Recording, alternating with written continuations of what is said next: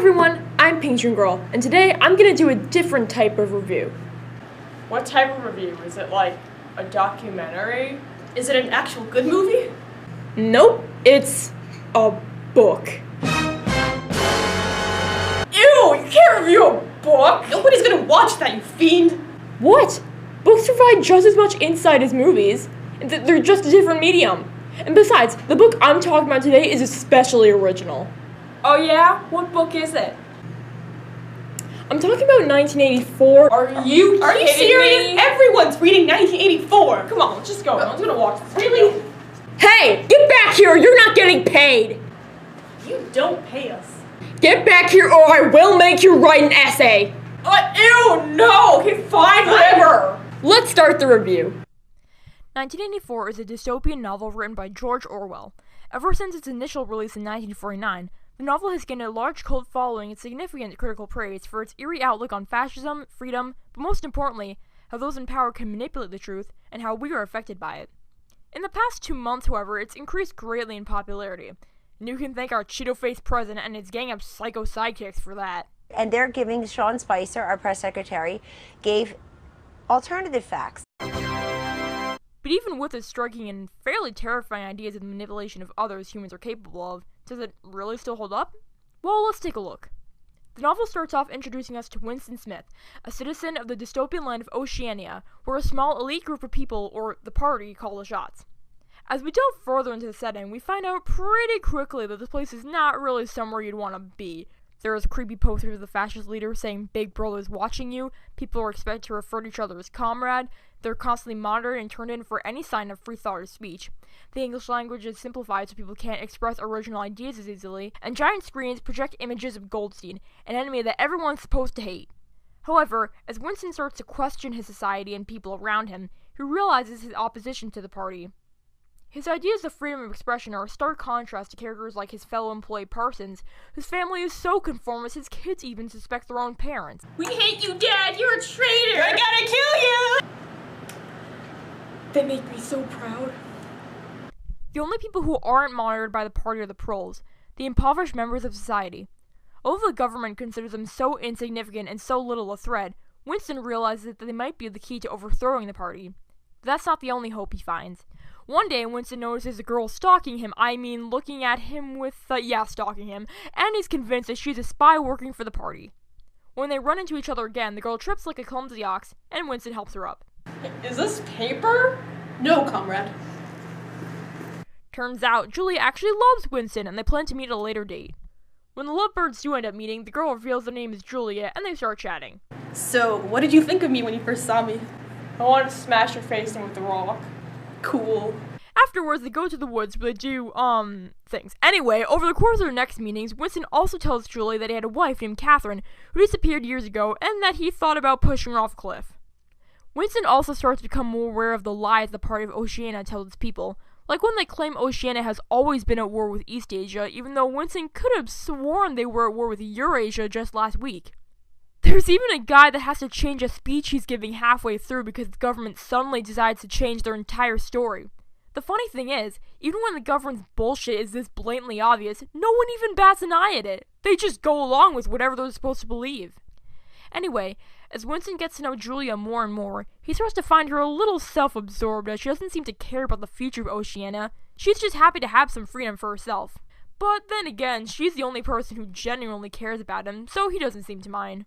He also ends up renting a room for him and Julia to meet because that won't draw suspicion, where they end up seeing a rat, which Winston is deathly afraid of. Ah! Foreshadowing! Rat! However, they do end up meeting O'Brien, who seems to be on the side of the rebellion, or the Brotherhood, and hands them a book by the enemy Goldstein about the real history and truth behind the party. But this doesn't last long, as they are soon discovered by the Thought Police and are taken away to a prison, ironically called the Ministry of Love. Winston is subject to unspeakable torture. I did not hit her. It's not true. It's bullshit. I did not hit her. I did not. Oh, hi, Mark. Oh my god, make it stop! This movie is horrible! This torture isn't strong enough. Bring in the rats! Wait a minute. PTG Girl, these aren't stuffed rats, these are cats. Well, I don't have any stuffed rats! Well, this isn't accurate. Oh, well, I'm sorry. God, would you like to get some dissected rats for anatomy class? You know what, we're good. Ah. Ah. Oh God, do it to Julia, don't do it to me! Winston also discovers a shocking secret.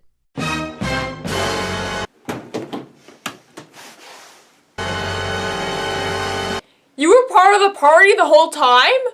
Yes. Now I'm going to hold up some fingers, and you're going to tell me how many I'm holding up. I got a finger I'd like to hold up. How many fingers am I holding up? 4. How many fingers am I holding up? 4. How many fingers am I holding up? 4. How many fingers am I holding up? 4! And if the party says it's 5? Still 4!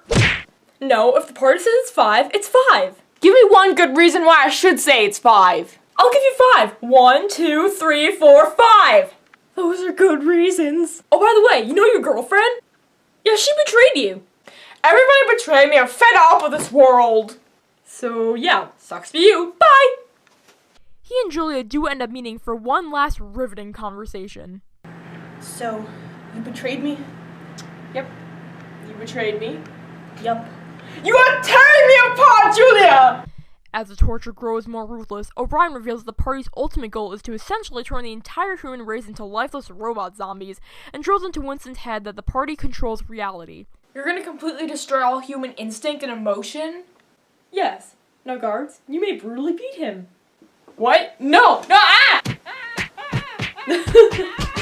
I hate humanity. Afterwards, Winston feels that the only way he can gain any sort of victory is by hating Big Brother until death. But O'Brien won't let even this slide. Using one last bit of physical torture, he pushes Winston to the breaking point until he does in fact genuinely love Big Brother. 1984 isn't just a warning against the dangers of a totalitarian fascist society. It stresses the importance of keeping clear the distinction between reality and lies. The message about truth in 1984 is that truth can easily be manipulated by people who want power to achieve their means. It's also a message about people's susceptibility to propaganda. Isolating people from one another makes them doubt the certainty of even the most basic truths. Whoever controls the minds and memories of the people effectively controls them as a whole. What makes the party so effective is that not only does it constantly distort the truth and lie to the public, but it ensures that everyone believes these lies wholeheartedly. Because people are relying on the party to provide them with a viable version of reality, they are slaves to their society. The fear-mongering and isolation obscures people's better senses and causes them to fall prey to propaganda until trusting reality becomes natural, and they are indoctrinated from a young age to do so. This makes Winston's downfall all the more tragic, as we see a character try to stand against the party and keep his humanity. Winston values the truth about history, and for that we root for him. But in the end, the party's power to manipulate is too strong, and O'Brien's tactics are so persuasive that he forces Winston to doubt what he knows about the past. According to O'Brien, reality is only in the mind, and therefore the past does not exist. There is no point in trying to discover an alternate way of life, and with all evidence destroyed, there is no way to prove what life was like before the revolution. Winston eventually gives in, as there is no longer any point in trying to resist. In the end, the ability to think for oneself is lost, as people rely on Big Brother entirely to think for them. On the other hand, Julia is a character who personifies the concept of doublethink, because although she rebels from the party in her own ways, she seems to wholeheartedly work for the party's good on the surface, and she is indifferent to the ways it tries to control her psychologically behind the frame of her own impulses. Even though she does not see herself as devoted to the party, she is completely indoctrinated to it because she accepts a twisted version of reality imposed upon her, does not think for herself, rebelling only for the sake of her own pleasure and failing to see the bigger picture. Trying to see reality does not preoccupy her in the least, because she sees it as irrelevant to her own desires. This makes her a complete puppet of the party, because she has been reduced to a state where she does not feel a need to think for herself. Despite the small ways she rebels, the party has effectively won the victory over her, because to control the mind is to control reality. And with the party's control, neither she nor Winston can defy them. So, is the novel still relevant? Absolutely. Though not nearly as extreme as the society Orwell envisioned, traces of 1984 are everywhere. Whether it be the media, politicians, there's always going to be someone who wants to distort the truth and establish their own reality that suits their own needs. So it's important to think for yourself and trust your own judgment rather than blindly following someone else. Because at the end of the day, remember that your perception of reality is yours and no one else's. So thanks for watching, everybody. I'm Patron Girl and... Attention, Patron Girl. You have committed thought crime. You will now face the ultimate torture. Chicken, Peter, you just a little chicken. Cheep, cheep, cheep, cheep, cheep, cheep, cheep.